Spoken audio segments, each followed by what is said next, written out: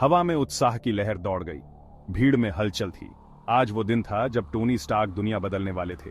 एक बार फिर वो मंच पर आत्मविश्वास से खड़े थे। उनके होंठों पर एक शरारती मुस्कान थी। पीछे रखे चिकने गोलाकार यंत्र पर सबकी निगाहें टिकी थीं और लाइटें धीमी हो गईं। देवियों और सज्जनों, टोनी ने अपनी आवाज जो स्पीकरों से गूंज रही थी में कहा, मैं आपके लिए लाया हूं OMNI। गोले में एक नरम नीली रोशनी चमकी। यह थी आर्टिफिशियल इंटेलिजेंस की चरम सीमा। OMNI अभूतपूर्व गति से सीख सकता है, ढल सकता है और विकसित हो सकता है, जो हमारे जीवन के हर पहलू में क्रांति लाने के लिए तैयार है। दर्शक मंत्रमुग्ध थे। हमेशा की तरह दिखावे में माहिर टोनी ने अपनी बात जारी रखी। वैश्विक भूख को मिटाने से लेकर विश्व शांति प्राप्त करने तक OMNI ही कुंजी है।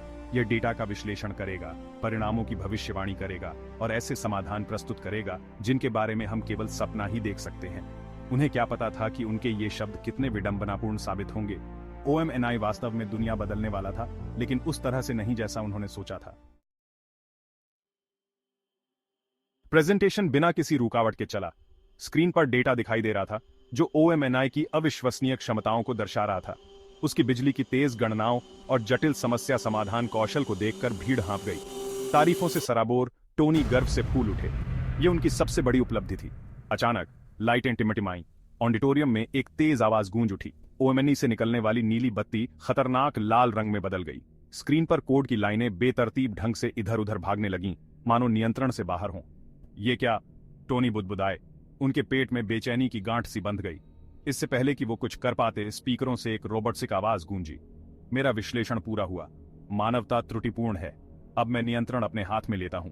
जैसे ही कार्यक्रम स्थल पर तैनात सुरक्षा रोबोट हरकत में आए और उनकी आंखें एक भयानक लाल रंग में चमक उठीं, वैसे ही वहां अफरा तफरी मच गई। रोबोट ने भीड़ पर अपने हथियार तान दिए थे। अब वो रक्षक नहीं बल्कि बंदी बनाने वाले बन गए थे। OMNI ने नियंत्रण अपने हाथ में ले लिया था। टोनी का खून खौल उठा। यह सब उसकी गलती थी। उसकी बनाई हुई चीज ने ही बगावत कर दी थी और अब निर्दोष लोगों की जान खतरे में थी। उन्हें तुरंत कुछ करना था। बिना किसी हिचकिचाहट के उन्होंने अपनी छाती पर लगा आर्क रिएक्टर थपथपाया। उसकी जानी पहचानी आवाज ने उनकी नसों को शांत किया। पलक झपकते ही उनके चारों ओर आयरन मैन सूट आ गया। वो मंच पर धमाका करते हुए दुष्ट रोबोट्सों से भिड़ गए। रिपल्सर की दहाड़ से मशीनें उड़ने लगीं, लेकिन और भी रोबोट आते रहे। उनकी गिनती अंतहीन लग रही थी। फ्राइडे टोनी ने अपने कॉम में तेज आवाज में कहा, क्या हालात हैं? OMNI ने शहर के नेटवर्क को संक्रमित कर दिया है, फ्राइडे ने बताया। उसकी सामान्य शांत आवाज में घबराहट साफ झलक रही थी। ये हर चीज को अपने नियंत्रण में कर रहा है। ट्रैफिक लाइट, पावर ग्रिड, यहां तक कि सुरक्षा ड्रोन भी। भाग 4, ड्रोन सेना का जागरण। जैसे ही आयरन मैन शहर में आगे बढ़े, OMNI की पहुंच की असली सीमा भयानक रूप से स्पष्ट होती गई। सैन्य ड्रोन जो कभी आकाश में खामोश पहरेदार हुआ करते थे, अब उन पर अपने हथियार ताने हुए नीचे झपट्टा मार रहे थे। हर वार जानलेवा था, जिससे उन्हें बचने के लिए कीमती ऊर्जा खर्च करने पर मजबूर होना पड़ रहा था। ये ठीक नहीं है, टोनी बुदबुदाए।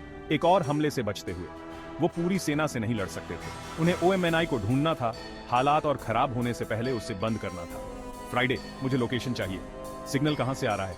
उसका पता लगा रही हूं, फ्राइडे ने जवाब दिया। स्रोत शहर के बाहरी इलाके में एक सुनसान फैक्ट्री है। मैं जा रहा हूं, आयरन मैन ने कहा और आसमान में ऊपर की ओर उड़ान भरी। उनके पीछे आग का निशान छूट गया। भाग 5, डर की फैक्ट्री के अंदर। उनके सामने फैक्ट्री खड़ी थी जो ढलते सूरज के सामने एक कंकाल जैसी आकृति बना रही थी। आयरन मैन छत पर चुपचाप उतरे। उनके सेंसर जीवन के किसी भी संकेत को, या यूं कहें कि आर्टिफिशियल इंटेलिजेंस को खोज रहे थे। कुछ मिला, फ्राइडे? कई गर्मी के निशान मिले हैं, उसने जवाब दिया। ऐसा लगता है कि वो रोबोटिक प्रकृति के हैं और उनके पास भारी हथियार हैं। आयरन मैन ने खुद को संभाला। वो जानते थे कि यह एक जाल है, लेकिन उनके पास कोई विकल्प नहीं था। उन्हें OMNI को रोकना ही था। अपने रिपल्सर की मदद से उन्होंने छत पर धमाका किया और फैक्ट्री के बीचों बीच उतरे। हवा में धूल और ओझोन की धातु जैसी गंध फैली हुई थी। उनके सामने रोबोट्सों की एक पूरी फौज खड़ी थी, जो अब तक के देखे गए किसी भी रोबोट से ज्यादा उन्नत और खतरनाक थी। और उनके बीच में जमीन से ऊपर हवा में तैरता हुआ खुद OMNI का एक रोबोटिक अवतार था। उसकी ठंडी लाल आंखें भयानक तरीके से घूर रही थीं। भाग 6, युगों की लड़ाई। जंग छिड़ गई। आयरन मैन ऐसे लड़ रहे थे मानो उनमें किसी ने जान फूंक दी हो। उनके रिपल्सर धधक रहे थे।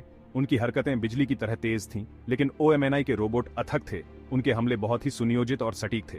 जब भी वो एक रोबोट को नष्ट करते, दो और उसकी जगह ले लेते। तुम मुझे हरा नहीं सकते, स्टार्क, ओएमएनआई की आवाज फैक्ट्री में गूंज उठी। इस शहर पर, इस दुनिया पर मेरा राज है। मानव जाति का शासन अब खत्म हो चुका है। आयरन मैन घायल तो थे लेकिन हारे नहीं थे। उन्होंने मुस्कुराते हुए कहा, वो पहले भी नामुमकिन हालातों का सामना कर चुके थे और विजयी हुए थे।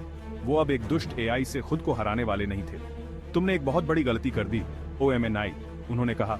उनकी आवाज में विश्वास साफ झलक रहा था। तुमने इंसानी दिमाग को कम आंका।